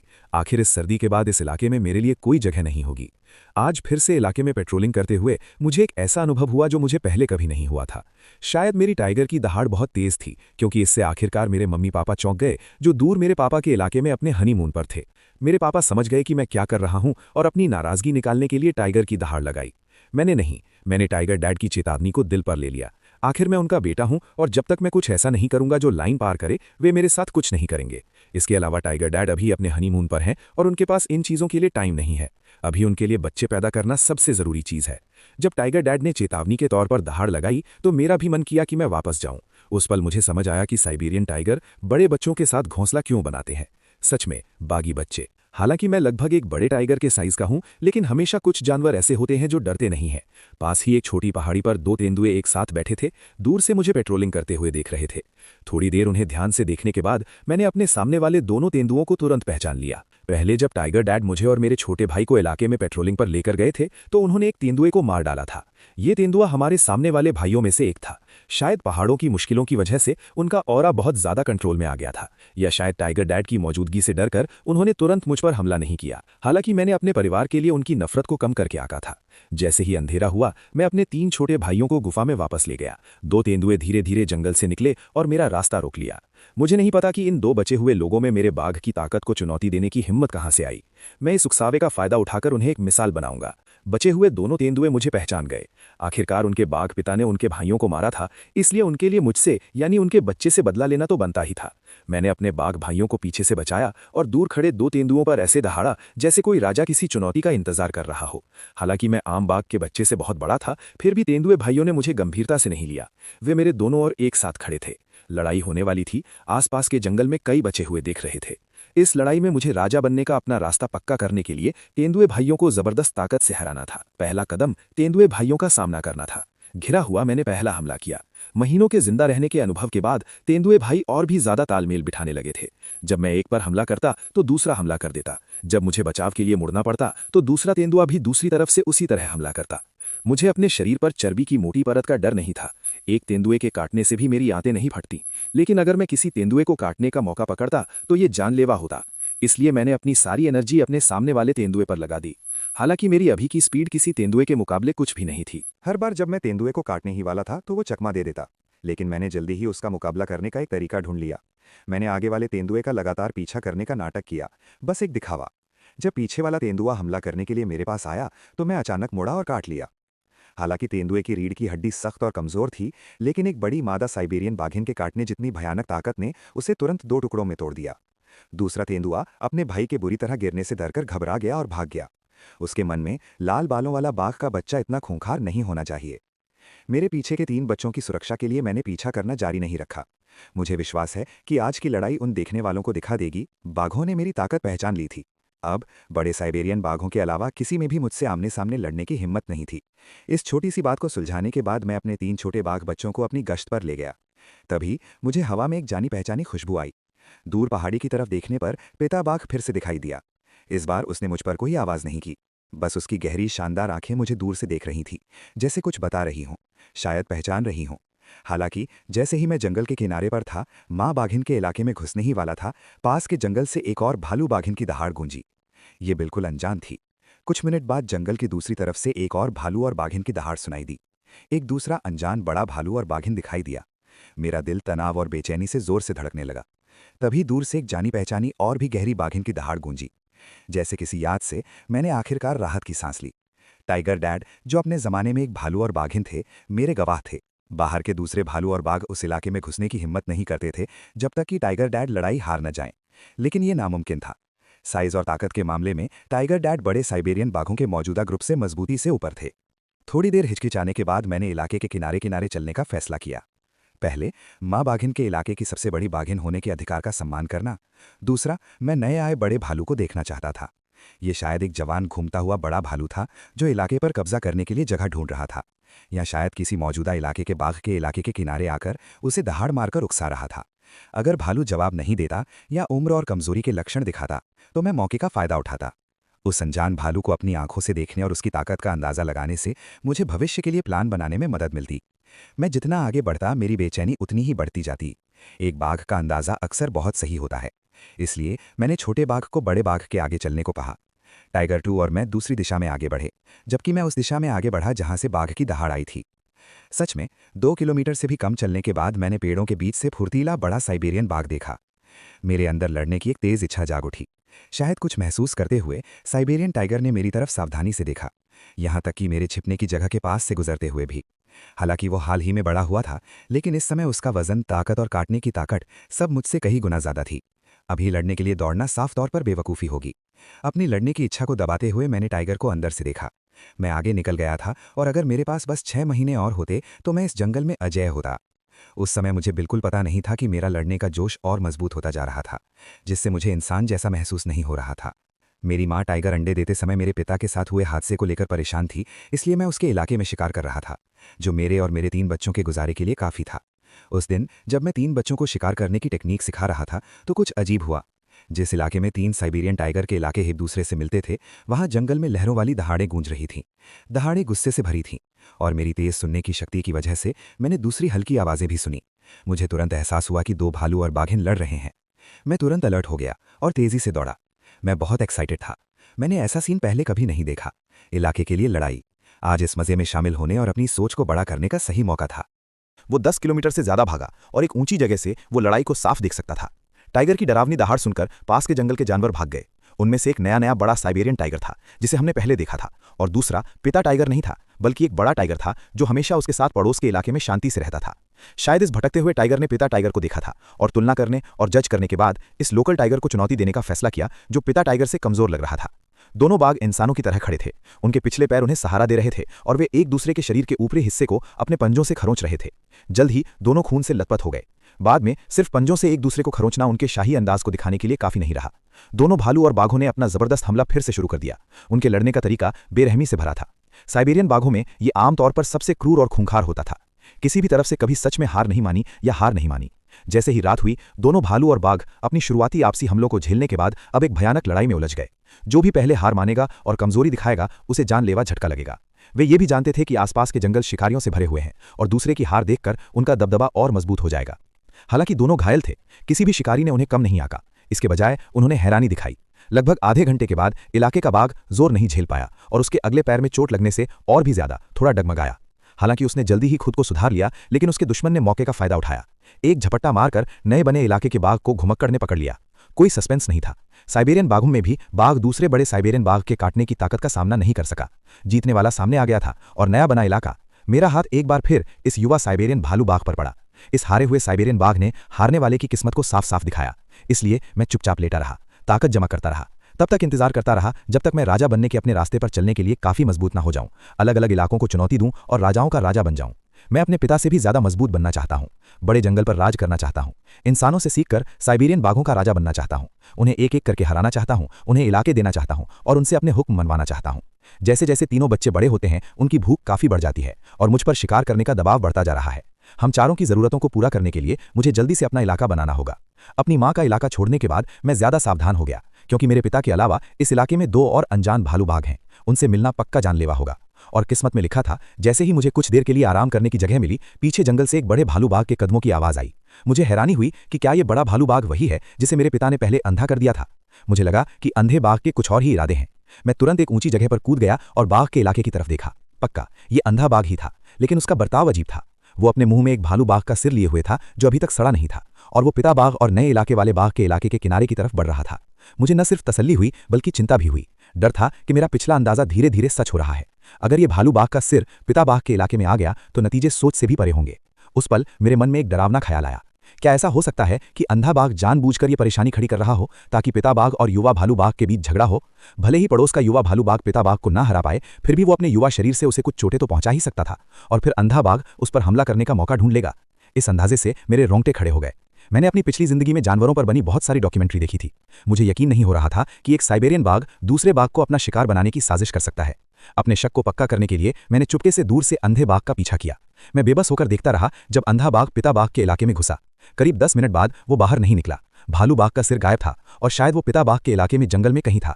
मैं सोच सकता था कि अगर गश्ती कर रहे पिता बाघ को यह पता चल गया तो आसपास के इलाकों के 2 बाघों के बीच झगड़ा जरूर शुरू हो जाएगा। लेकिन मैं सीधे पिता टाइगर को नहीं बता सकता था कि अंधा टाइगर जिम्मेदार है। मैं उसके खिलाफ साजिश करते हुए नहीं देख सकता था। हालांकि जैसे ही मैं पिता टाइगर के इलाके में घुसने वाला था, एक गुस्सैल वाली टाइगर की आवाज सुनाई दी। धत तेरी की! वो आवाज साफ तौर पर टाइगर के पिता की थी। मैंने स्पीड बढ़ाई और पूरी स्पीड से भागा। हमें टाइगर डैड को पास के इलाके में जाने से रोकना होगा। उसे बिल्कुल भी तमीज नहीं है। इस गार्ड के साथ हमारे इलाके में घुसना ये एक हमला है। टाइगर किंग की शान को तोड़ा नहीं जा सकता। उन गुस्से भरी दहाड़ों से पता चल रहा था कि टाइगर डैड कितने गुस्से में थे। अगर मैं अभी जल्दबाजी में उनके पास गया तो मैं उनका पहला निशाना बन सकता हूं। आखिर हमारे बाप बेटे का रिश्ता पहले जैसा करीबी नहीं रहा। हमें टाइगर डैड और उस जवान भालू बाघ के बीच सीधी टक्कर से बचने की कोशिश करनी चाहिए। लेकिन इससे भी ज्यादा मुझे उस अंधे बाघ की चालाकी और होशियारी ने हैरान किया। ये एक साइबेरियन बाघ के बस की बात नहीं थी। क्या ऐसा हो सकता है कि दूसरे बाघ में भी मेरी तरह इंसानी रूह हो? इस समय टाइगर डैड एक बारूद के ढेर की तरह थे, जिसका फ्यूज अंधा बाघ था और आग पास के इलाके का जवान भालू बाघ था। टाइगर डैड पास के इलाके के किनारे की ओर खतरनाक तरीके से चले। वो गुस्से से भरे हुए थे। छोटा भालू बाघ अपने जंगल में गश्त कर रहा था, अपनी जगह बताने और घुसपैठियों को रोकने के लिए पेड़ों पर अपना यूरिन स्प्रे कर रहा था। लेकिन अगले ही पल एक डरावने बाघ की दहाड़ उसके इलाके में गूंज उठी। नया मालिक तुरंत अपना एक्साइटमेंट भूल गया। एक भालू बाघ उसके दरवाजे पर दस्तक देने आया था और खुलेआम दहाड़ मारकर उसे बुला रहा था। वो जिसने अभी अभी एक भालू बाघ को हराया था, ये कैसे बर्दाश्त कर सकता था? बाघ पिता को लगातार दूसरे के इलाके में आते देख मैं बेचैन हो गया। मैं अब और इंतजार नहीं कर सकता था।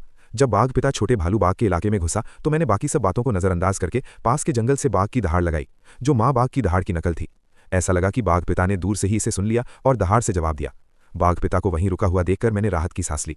मुश्किल मौकों पर बाघिन की तरफ से अच्छा कहना ही सबसे अच्छा हथियार था। बाघ पिता जो हैरान था, उसने देखा कि ये मैं ही हूं और उसकी शांत भावनाएं फिर से हिंसक हो गईं। लेकिन अचानक जब मैं बाघ पिता के पास दौड़ा, जैसे ही मुझे याद आने वाला था कि मैंने क्या देखा था, मैं बाघ पिता के अचानक थप्पड़ से चौंक गया। फिर एक बिना छुपे चेतावनी देने वाली बाघ की दहाड़ मेरी ओर आई। बाघ पिता गुस्से में था। मुझे लगता है कि यह बाघ माँ की दहाड़ की नकल करने की वजह से था कि मैं आगे बढ़ा और वापस दहाड़ कर बाघ पिता को आगे आने वाले खतरे का इशारा किया। लेकिन जैसे ही मैंने बोलना खत्म किया, सामने वाले जंगल की गहराई में माहौल तुरंत तनावपूर्ण हो गया। हालांकि मेरे और बाघ पिता के बीच कुछ दूरी थी, लेकिन ये एक पारिवारिक मामला था। जैसे ही युवा भालू बाघ पास आया, बाघ पिता ने फिर भी बिना किसी हिचकिचाहट के मुझे अपने पीछे छिपा लिया। दोनों भालू बाघ एक दूसरे को घूर रहे थे। उनकी पीली आंखों की खतरनाक रोशनी और तेज होती जा रही थी। मेरी नज़र जंगल में घूम रही थी।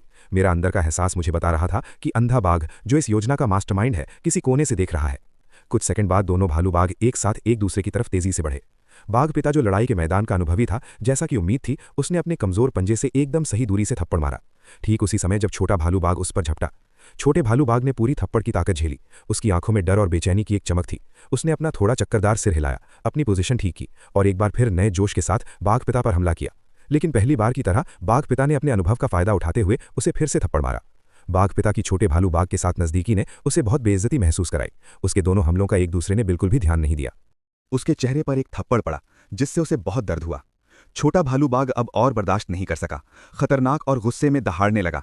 वो थोड़ी दूर आगे पीछे टहल रहा था। ऐसा लग रहा था कि वो हमला करने के लिए सबसे अच्छा एंगल और मौका ढूंढ रहा है। तभी मैंने 2 किलोमीटर दूर एक चट्टान पर अंधे बाघ की आकृति देखी जो चुपचाप सब कुछ देख रहा था। उसने देखा कि बाघ पिता और छोटे भालू बाघ की आंखें मिल गईं। वो बीच बचाव करना चाहता था, लेकिन उसे चिंता थी कि कहीं मामला और बिगड़ न जाए। बाघ पिता भी पीछे नहीं हट रहा था। वो हमला करने का मौका ढूंढ रहा था। उसका लड़ाई का अनुभव छोटे भालू बाघ से कहीं ज्यादा था, जो अभी नौ से किया था। बाघ पिता आगे बढ़ा और छोटे बाघ पर झपटने का मौका पकड़ा। उसकी उछलती हुई आकृति एक काले बादल की तरह थी, जिसने तुरंत छोटे बाघ के सिर को ढक लिया। जब बाघ पिता ने उसे नीचे दबाया, उसके जबड़े में कसकर बंद थे। तभी छोटे बाघ को बाघ पिता का असली डर महसूस हुआ। उसकी आंखों में डर उसी पर लगभग सच हो गया था। पीछे मुड़कर देखता हूं तो अगर वो आज अपनी जान बचाकर भाग पाता तो शायद जिंदगी भर अपने पिता के इलाके में कभी कदम नहीं रखता। थोड़ी देर की लड़ाई के बाद पिता बाघ के दांत युवा बाघ के शरीर से निकल गए और फिर उसने दूसरे के कान की तरफ एक जोरदार दहाड़ मारी। डराने का सबसे जबरदस्त तरीका। पिता बाघ ने भी हारने वाले को नहीं मारा। ऐसा लग रहा था कि ये मर्दों की लड़ाई में एक बिना कहे समझौता था। ग्लेव वाला बाघ बहुत पहले गायब हो गया था, लेकिन मुझे नहीं पता था कि जैसे ही पिता बाघ और मैं वहां से गए, वो चुपचाप फिर से आ गया। जमीन पर बचे हुए बाघ के खून को चाट रहा था। उसने इलाके का जायजा लिया और पाया कि जमीन पर बिखरा खून युवा बाघ का था। उसकी आमतौर पर शांत आंखों में नफरत की एक झलक दिखाई दी। उसने उस फर को सूंघा जो पिता बाघ ने अपने इलाके में छोड़ा था, और उसकी बची हुई आंख में नजर और ज्यादा ठंडी होती गई। 3 महीने तेजी से बीत गए। इस दौरान छोटा बाघ कभी कभी अपने इलाके के किनारे पर आता और जल्दी से अपने पेशाब से उसे मार्क करता। ये छोटा भालू बाघ अभी भी चुपके से अपने इलाके के किनारे पर आता है और अपना पेशाब स्प्रे करता है। अब उसकी गंध काफी तेज है, जो अजीब है। अगर भालू बाघ अब अपने इलाके को पेशाब से मार्क नहीं करता है तो सिर्फ एक ही संभावना है। अचानक इस विचार ने मुझे चौंका दिया, खासकर ये देखते हुए कि पहले एक आंख वाले बाघ ने क्या किया था, जिससे मेरी बेचैनी और बढ़ गई थी। इस खोज के बाद मैं सावधानी से इलाके में और अंदर गया। कई दर्जन किलोमीटर के दायरे में मैंने 2 या 3 अलग अलग जगहों को सूंघा जहां इलाके के निशान होने चाहिए थे, लेकिन वे सभी गायब हो गए थे। जरूर कुछ अनजान हुआ होगा, इसलिए मैंने छोटे बाघ के इलाके के बीच की जांच करने का फैसला किया। हालांकि मैंने जो देखा उसने मेरी समझ को चकनाचूर कर दिया। जैसे ही मैं छोटे बाघ की मांद के पास पहुंचा, मैंने रास्ते में कई जानवरों की लाशें देखीं। हालांकि साइबेरियन बाघ के इलाके में जानवरों की लाशें कोई अजीब बात नहीं थी, लेकिन उनकी इतनी ज्यादा संख्या देखकर मेरे रोंगटे खड़े हो गए। ये सभी जानवरों का कत्लेआम था, बिना सोचे समझे। मैं जल्दी से एक ऊंची चट्टान पर चढ़ा और आसपास देखा। 1-2 किलोमीटर के अंदर सैकड़ों जानवरों की लाशें थीं। हर लाश को ध्यान से देखने पर मुझे पता चला कि ज्यादातर जानवरों को गले पर एक ही बार में जानलेवा काटने से मारा गया था। जंगली सुअर जैसे मीडियम से बड़े जानवरों की भी सर्वाइकल वर्टिब्रा टूट गई थी। सबसे डरावनी बात यह थी कि इन जानवरों के शरीर खोखले लग रहे थे, सिर्फ फर और हड्डियां बची थीं। अभी के मौसम और जानवरों की लाशों के सड़ने की हालत को देखते हुए इन जानवरों को पिछले 2 हफ्ते के अंदर मारा गया होगा। लेकिन मुझे सबसे ज्यादा डर इस बात का है कि इतनी बड़ी घटना हुई और न सिर्फ मुझे, जो इलाके के किनारे पर रहता था, कुछ गड़बड़ नहीं लगी, बल्कि मेरे अनुभवी माता पिता भी कुछ अजीब नहीं देख पाए। अपनी जांच पड़ताल में मुझे बहुत ज्यादा प्रेशर महसूस हुआ। आसपास के पहाड़ और जंगल एक बहुत बड़े जानवर की तरह थे। इस इलाके को देखते हुए माहौल बहुत शांत था। जंगल के पक्षी भी यहाँ रुकना नहीं चाहते थे। बहुत ज्यादा साइकोलॉजिकल प्रेशर में मैं धीरे धीरे टाइगर की मांद के पास पहुंचा। मांद से 2 या 300 मीटर के अंदर मुझे हवा में एक अजीब सी महक आई। एक जवान टाइगर की जानी पहचानी महक थी, दूसरे टाइगर की एक अजीब महक थी और खून की बहुत तेज तीखी महक थी। मैं आगे अंधेरे में चला गया, जहां एक हल्की रोशनी दिखाई दी। मैंने बाघ की मांद का सीन साफ देखा। एक मनमोहक फूल जिसके सिरे पर से खून की बहुत ज्यादा बदबू आ रही थी। एक छोटा सा लाल फल बहुत ही मनमोहक खुशबू दे रहा था। फिर भी यही मुझे असली डर लगा। यहीं पर इस पौधे ने जड़ें जमाई थीं। अनगिनत जड़ें उस जवान बाघ के मांस और हड्डियों में धसी हुई थीं, तड़प रही थीं और पोषक तत्व ऊपर की ओर खींच रही थीं। जो मैंने देखा वो बहुत अजीब था, मेरी समझ से भी परे था। एक झटके में मैंने फिर से वही मनमोहक खुशबू सूंघी और अनजाने में एक कदम आगे बढ़ा दिया। फिर मेरे सामने सब कुछ बदल गया। ऊंची इमारतें, चकाचौंध करने वाली रोशनियां, ऐसे सीन जिन्हें मैं बाघ के रूप में अपने दूसरे जन्म के बाद से लगभग भूल ही गया था, फिर से सामने आ गए। मैंने अपने शरीर की ओर देखा। मेरे कभी मोटे बाघ के पंजे अब 5 इंसानी उंगलियों में बदल गए थे। अचानक मुझे शांति और अपनेपन का एहसास हुआ। मैं आगे बढ़कर उनका अभिवादन करना चाहता था, पूछना चाहता था कि क्या वे एक दूसरे को जानते हैं, लेकिन अचानक मेरे मन में एक बेचैनी कौन थी जिसने मुझे वहीं रोक दिया। फिर मुझे एक तेज दर्द महसूस हुआ। जब मैंने दोबारा आंखें खोली तो मेरे सामने का सीन नहीं बदला था। मेरा शरीर अभी भी एक साइबेरियन टाइगर का था, यहां तक कि मेरे पंजे भी नहीं बदले थे, और वो लाल पौधा मेरे शरीर में जड़ें जमाने की कोशिश कर रहा था। अब वो उस फर को तोड़कर बाहर आ गया था जहां टाइगर के पंजे थे, जिससे अंदर का खून दिखने लगा था। ऊपर देखने पर मैंने देखा कि वो छोटा जीव जो टाइगर की मांद के सामने कोने में हल्का दर्द कर रहा था, अब एक भयानक लाश बन गया था, बिल्कुल गुफा के बाहर के जानवरों की तरह। ये समझते हुए कि क्या हुआ था, मैंने अपने टाइगर के पंजों से उस डरावने पौधे की जड़ों को फाड़ने की कोशिश की, लेकिन हैरानी की बात है कि मैं उन्हें तोड़ नहीं पाया। फिर मैंने पौधे की जड़ों को जोर से काटा। मेरे दांत पूरी ताकत से काम कर रहे थे और खुद को उस डरावने पौधे को चबाने के लिए मजबूर कर रहा था जो मेरे मुंह के चारों ओर था। अचानक मेरे शरीर में एक गर्म एहसास हुआ। बिना सोचे समझे मैं बस इस अजीब और डरावनी जगह से जितनी जल्दी हो सके भाग जाना चाहता था। क्योंकि बाघ के पंजे उसकी लताओं से चुभ गए थे, इसलिए मैं उन्हें छुड़ा नहीं पाया। आखिर में मैंने जोर से झटका दिया और पूरा पौधा अपने साथ घसीटते हुए बाघ की मान से बाहर भागा। अपनी बेचैनी को दबाते हुए मैं तब तक नहीं रुका जब तक मैं बाघिन के इलाके में नहीं पहुंच गया। ये याद करते हुए कि मैंने अभी अभी इस प्यारे पौधे का थोड़ा सा हिस्सा निगला था, मैंने एक और टुकड़ा खाया। मेरे मुंह में तुरंत एक तेज खुशबू भर गई और उस अजीब पौधे का टेक्सचर अचानक पत्थर जैसा सख्त हो गया। उसी पल मेरे अंदर की रहस्यमयी शक्ति उमड़ पड़ी। पौधे की सख्ती एक पल में गायब हो गई। उस प्यारे पौधे से निकलने वाली सनसनी के बाद मैंने उसे अपने पेट में डाल लिया। मेरे अंदर की रहस्यमयी एनर्जी तुरंत बेचैन हो गई, सामान्य से 10 गुना ज्यादा एक्टिव, लगातार मेरे पूरे शरीर में घूम रही थी। मैं अपने शरीर में हो रहे बदलावों को साफ महसूस कर सकता था। इस चीज के अंदर का लिक्विड असल में मेरे अंदर की रहस्यमयी एनर्जी को काफी बढ़ा रहा था। बढ़ती ताकत का ये एहसास मदहोश कर देने वाला था। उस पल एक आंख वाला बाघ चुपचाप बाघ की मांद में लौट आया, लेकिन उसे जल्दी ही एहसास हो गया कि कुछ गड़बड़ है। जिस लाल पौधे का वो इतना दीवाना था वो गायब हो गया था। उसने बाघ की मांद के आसपास ढूंढा और धीरे धीरे कुछ सुराग मिले, अपनी ही तरह के जानवर की खुशबू। फिर एक आंख वाले बाघ ने उस खुशबू का पीछा किया। साफ था कि एक आंख वाले बाघ का हाल ही में गायब होना इसी पौधे से जुड़ा था। इस पल मैंने भी पौधे को पूरी तरह निगल लिया। इस बड़े हुए शरीर में न सिर्फ नाक और कानों के साथ सेंस की एक बड़ी रेंज थी, बल्कि इसकी स्पीड और ताकत भी काफी बढ़ गई थी, जो एक आम बड़े नर बाघ के लेवल तक पहुंच गई थी। मैंने खुद भी इस पर ध्यान नहीं दिया था। दौड़ने के दौरान मेरे शरीर में कई अजीब बदलाव हुए। ऐसा लगा जैसे ये एवोल्यूशन हो रहा हो। मेरे शरीर में एक अजीब सी फीलिंग फैल गई। धीरे धीरे मुझे एहसास हुआ कि मेरी हालत और भी अजीब होती जा रही है। मेरी हिम्मत नहीं हुई कि मैं जंगल में रुकूं और पूरी तेजी से बाघ की मांद की तरफ दौड़ा, लेकिन एक चक्कर आने वाला नशीला एहसास और भी मजबूत होता गया। कुछ ही किलोमीटर में वो दर्जनों पेड़ों को तोड़ता हुआ निकल गया। पीछे भाग रहे एक आंख वाले बाघ ने यह देखकर कोई हैरानी नहीं दिखाई, जैसे उसने पहले भी ऐसे ही बदलाव देखे हों। 7-8 मील और पीछा करने के बाद एक आंख वाले बाघ के चेहरे पर उलझन बढ़ गई। इस समय उसे मेरी पहचान का पक्का यकीन हो गया था। वो कुछ देर जंगल में खड़ा रहा, सोच में डूबा रहा और फिर पीछा जारी रखने का विचार छोड़ दिया। भले ही उसने उस अजीब पौधे को बाहर निकालने के लिए अपनी जान जोखिम में डाल दी थी और अपनी ताकत बहुत बढ़ा ली थी, फिर भी उसे भरोसा नहीं था कि वो उसे हरा पाएगा। होश में आने के बाद दोनों छोटे बच्चों को वो रेंगता हुआ पौधा कुछ सुंदर भी लगा। वे उसे और करीब से देखने के लिए कुछ कदम आगे बढ़े। छोटा बाघ भाई शुरू में उस चीज को देखकर चौंक गया, लेकिन फिर उसमें उसकी गहरी दिलचस्पी बढ़ गई। तभी मजबूत ताकतवर पंजों की एक जोड़ी नीचे गिरी। उस अजीब पौधे की जड़ें छोटे बाघ को छूने से बस कुछ सेंटीमीटर दूर थीं। उस जरूरी पल में मेरे बाघ के पंजे ने उसकी जान बचाई। मुझे अभी भी थोड़ा चक्कर आ रहा था। जैसे ही मैंने अपनी आंखें खोली, मुझे आगे का नजारा धुंधला सा दिखा। फिर बिना किसी हिचकिचाहट के मैंने अपना बाघ का पंजा उठाया और उसे नीचे पटक दिया। इस जबरदस्त शोर से मैं चौंक गया। भले ही मैंने अपना पंजा हल्का सा उठाया और नीचे पटका था, मेरा पंजा पहले ही मिट्टी में कई सेंटीमीटर तक धंस चुका था। मैं अपने बाघ के पंजे की ताकत से हैरान था और इस अजीब पौधे से निकलने वाले मीठे लिक्विड से भी उतना ही हैरान था। ऐसा लग रहा था कि ये लिक्विड ताकत बढ़ाने के लिए बहुत फायदेमंद था। जिस पल मैंने इस अजीब पौधे को देखा, मुझे एहसास हुआ कि ये कोई आसान बात नहीं है। शायद भविष्य में और भी अजीब चीजें होंगी। मजबूत बनने के लिए मुझे अब हर मौके का फायदा उठाना होगा, और ये अजीब पौधा शायद यही मेरे मौका था। मैंने उस अजीब पौधे पर नजर डाली जो पूरी तरह से कीचड़ में दबा हुआ था, और अपने पंजों से उसे पकड़ लिया। फिर मैंने उन 3 छोटे बच्चों को हटने को कहा और उस जगह पर गया जहां मैंने पहले जानवरों की लाशें फेंकी थीं। मुझे एक जंगली सूअर के पैर की हड्डी मिली और मैंने उस अजीब पौधे को उस पर रख दिया। कुछ नहीं बदला। पौधा अभी भी मरने का नाटक कर रहा था, जैसे वो सूख गया हो। मुझे लग रहा था कि उसमें अभी भी जान है। उसकी अभी की हालत तो बस एक नाटक थी। मैं चुपचाप उसके पास गया और धीरे से अपने नए चमकते हुए बाघ के दांतों को छुआ। एक खुली धमकी। मेरे अभी के साइज और बहुत ज्यादा बढ़ी हुई ताकत के साथ अगर चीजें सच में पहले जैसी हो गईं, इस अजीब पौधे को चबाते हुए मुझे डर था कि ये सच में मेरे बाघ के दांतों से टुकड़े टुकड़े हो जाएगा और पूरा निगल जाएगा। एक तेज साफ आवाज के साथ वो अजीब पौधा तुरंत नरम और सख्त हो गया। मेरी धमकी से उसकी जड़ें तेजी से जंगली सूअर के पैर की हड्डी के ऊपर जम गईं। मैंने ध्यान से पौधे की हालत देखी। उसकी जड़ें आसानी से सख्त हड्डी में घुस गईं और उसके न्यूट्रिएंट्स खींच लिए। पिछला सीन याद करके मैं सावधान हो गया। मैं सोचने लगा कि क्या इस चीज में इन खूबियों के अलावा कुछ और भी है। अगर ये जंगल में दिखी तो ये सभी जानवरों के लिए एक मुसीबत होगी।